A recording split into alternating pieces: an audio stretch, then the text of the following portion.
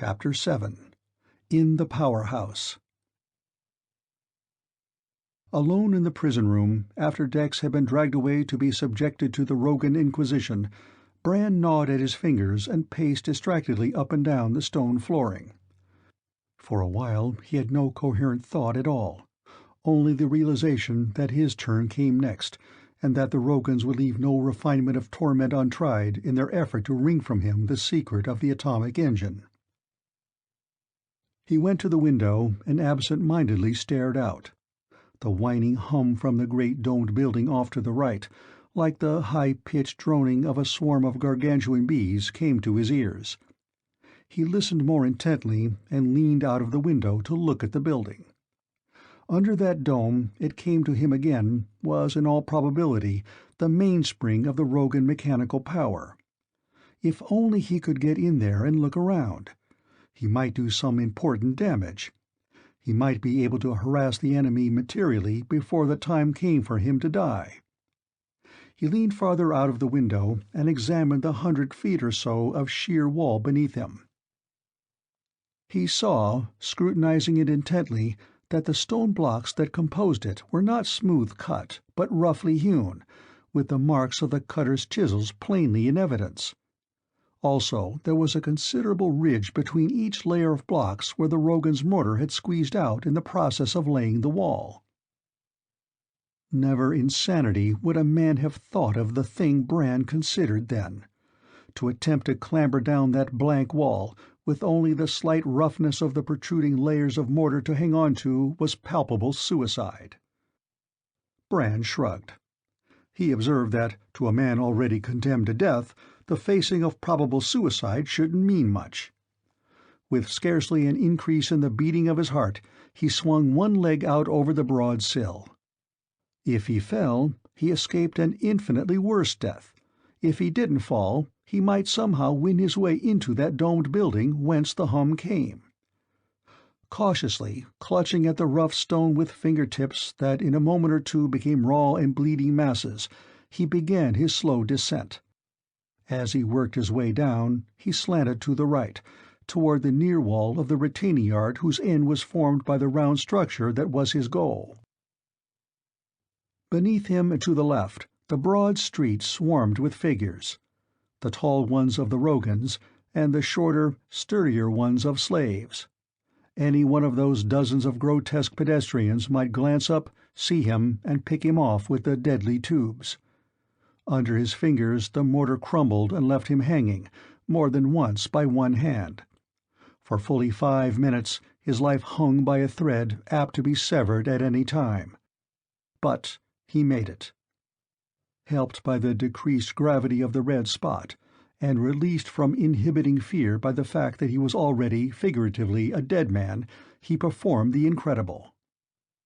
With a last, slithering step downward, he landed lightly on the near wall of the enclosure, and started along its broad top toward his objective. Now he was in plain sight of anyone who might be looking out the windows of the towering building, or from the dome ahead of him. But this was a chance he had to take, and at least he was concealed from the swarms in the street. Making no effort to hide himself by crawling along the top of the wall, he straightened up and began to run toward the giant dome. Hardly had he gone a dozen steps when he suddenly understood the meaning of the high walled enclosure to his right. Off in a far corner rose a slate-colored mound that at first he had taken for a great heap of inanimate dirt. The mound began to move toward him, and metamorphosed into an animal, a thing that made Bran blink his eyes to see if he were dreaming, and then stop, appalled, to look at it. He saw a body that dwarfed the high retaining walls to comparative insignificance.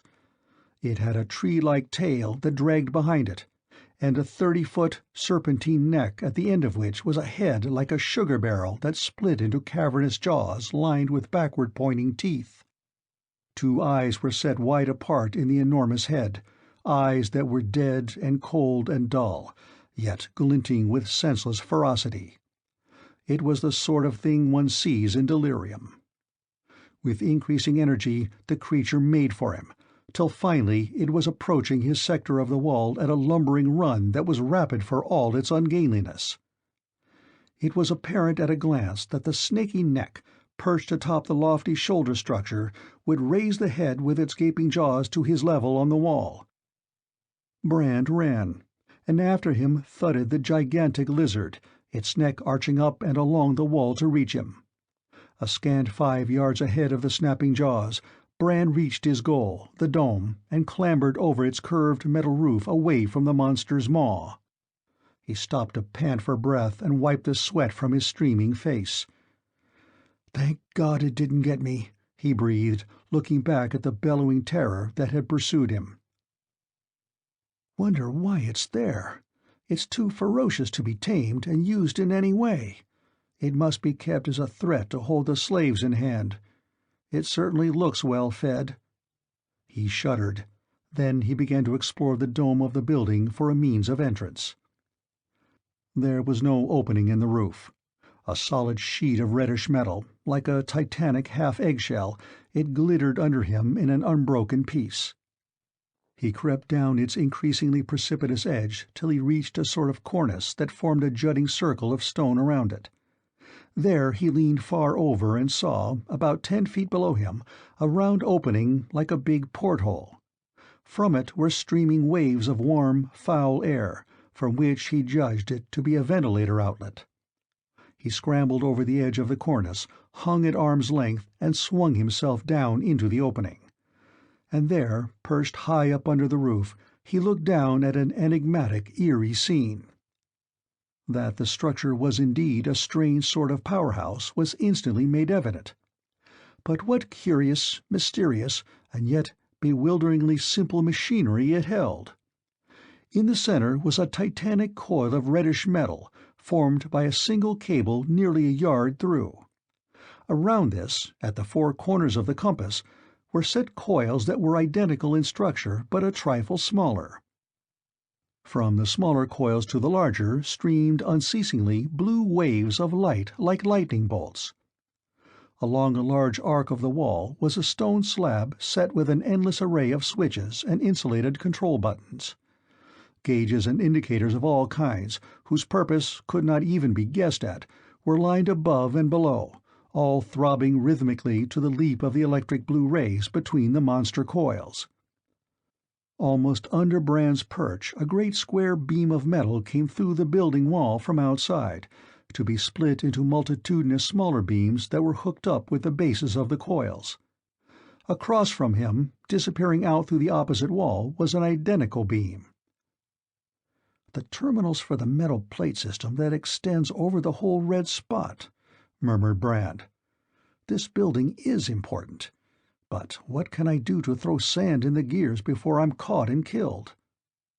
He surveyed the great round room below him more thoroughly.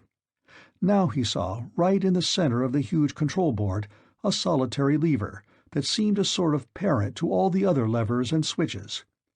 It was flanked by a perfect army of gauges and indicators, and was covered by a glass bell which was securely bolted to the rock slab. "That looks interesting," Brand told himself. "I'd like to see that closer, if I can climb down from here without being observed. Why," he broke off, "where is everybody?" For the first time, in the excitement and concentration of his purpose, the emptiness of the place struck him. There was no sign of light in the great building, no workmen or slaves anywhere. There was just the great coils, with the streamers of blue light bridging them and emitting the high-pitched, monotonous hum audible outside the dome, and the complicated control board with its quivering indicator needles and mysterious levers. That was all. "Must be out to lunch," muttered Brand, his eyes going fascinatedly toward that solitary parent lever under its glass bell. "Well, it gives me a chance to try some experiments anyway." It was about 50 feet from his perch to the floor, but a few feet to one side was a metal beam that extended up to help support the trussed weight of the roof. He jumped for this and quickly slid down it. He started on a run for the control board, but almost immediately he stopped warily to listen. It seemed to him that he had caught, faintly, the squeaking high tones of Rogan conversation. Miraculously, the sound seemed to come from a blank wall to his left. He crept forward to investigate. The mystery was solved before he had gone very far. There was an opening in the wall leading off to an annex of some kind outside the dome building. The opening was concealed by a setback, so that at first glance it had seemed part of the wall itself. From this opening drifted the chatter of Rogans. Brand stole closer, finally venturing to peer into the room beyond from an angle where he himself could not be seen. And he found that his whimsical reference to lunch had contained a ghastly element of fact. In that annex were several dozen of the teetering, attenuated Rogans, and an equal number of slaves.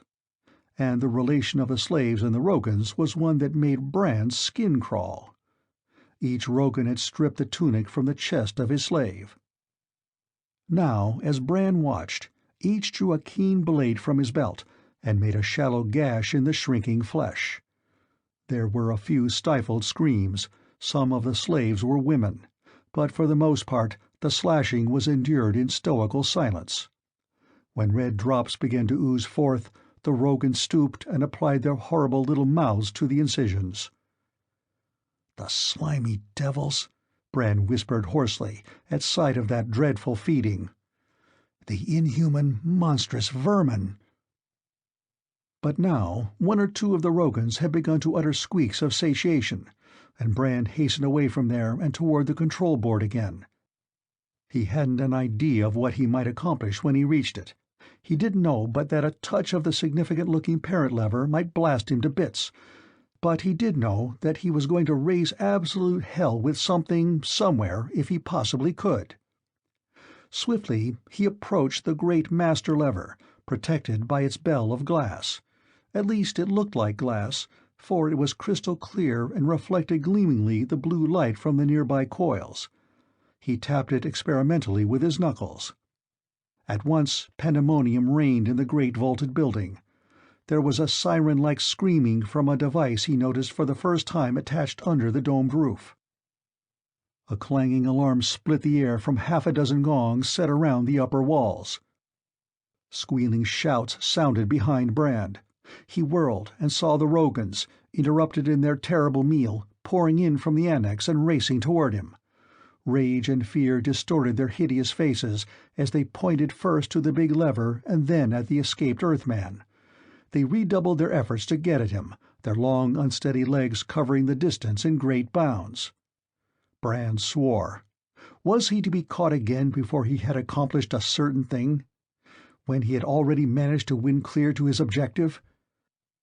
He hammered at the glass bell with his fists, but realized with the first blow that he was only wasting time trying to crack it bare-handed. He glanced quickly about and saw a metal bar propped up against the control board near him. He sprang for it, grasped it as a club, and returned to the glass bell. Raising his arms high, he brought the thick metal bar down on the glass with all his strength. With a force that almost wrenched his arms from their sockets, the bar rebounded from the glass bell, leaving it uncracked. "Unbreakable!" groaned Brand. Desperately he tried again, whirling the bar high over his head and bringing it smashing down. The result was the same as before, as far as breaking the bell was concerned. But a little trickle of crushed rock came from around the bolts in the slab to which the bell was fastened. A third time he brought the bar down. The glass bell sagged a bit away from the slab. He had no chance for more assaults on it. The nearest Rogans had leaped for him. Slimy arms were coiling around him, while the loathsome sucker discs tore at his unprotected face and throat. Savagely, Brand lashed out with the bar.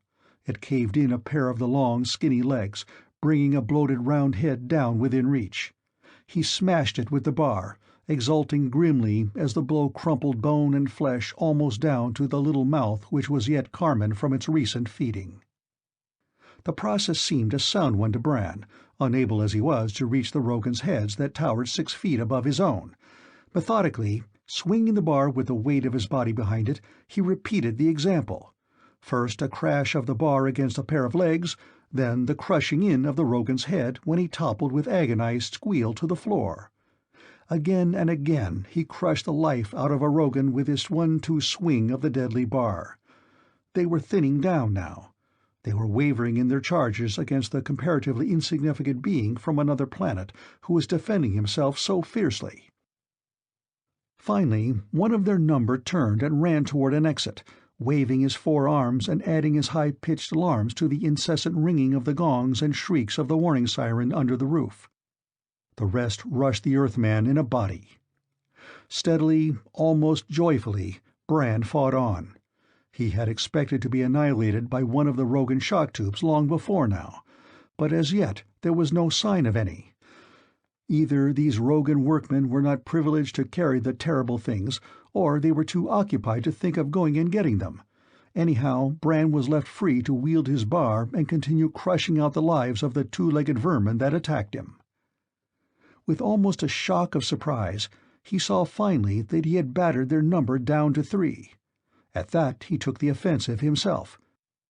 He rammed the bluntly pointed end of the bar almost through one writhing torso, broke the back of a second with a whistling blow, and tripped and exterminated the third almost in as many seconds. The creatures, without their death tubes, were as helpless as crippled rats. Panting, he turned again toward the loosened glass bell, and battered at it with the precious bar. Gradually, the bolts that held it to the stone slab were wrenched out, till only one supported it. But at this point, from half a dozen set-back doorways, streams of infuriated Rogans began pouring into the building and toward him. The one that had fled had come back with help. End of Chapter 7.